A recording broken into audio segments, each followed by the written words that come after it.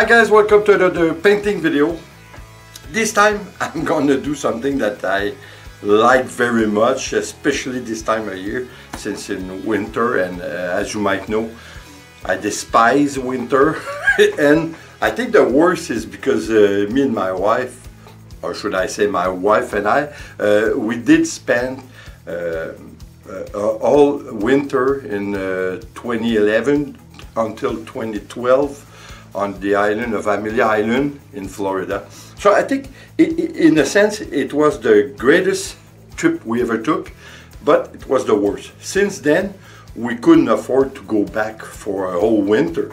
So you know, it's kind of, if you don't know it and if you don't live it, that's one thing, but if you live it and afterwards you can't, I think that's the worst, since especially this year the winter is miserable. So anyway, we're gonna do something like you might expect it. That's something that is close to my heart. That is something that I love very much. So we're gonna stay on the theme of tropical island. Of course it's gonna be abstract, but I'm gonna show you how to have a good mix between abstract and realism. I think it's gonna be nice. Anyway, I have the idea how to go about it, so let's try it and we'll come back afterward to talk about it. Let's try it.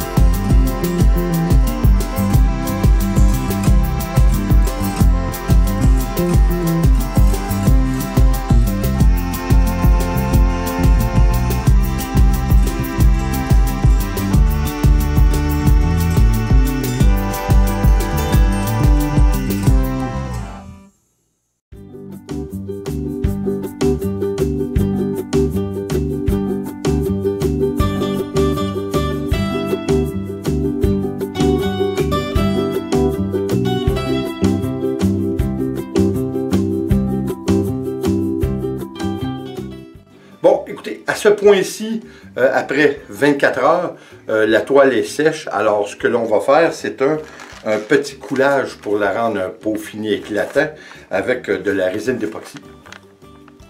Alors, on essaie ça, puis ça devrait être super beau. Alors, on fait le petit coulage, et puis je vous reviens pour le mot de la fin.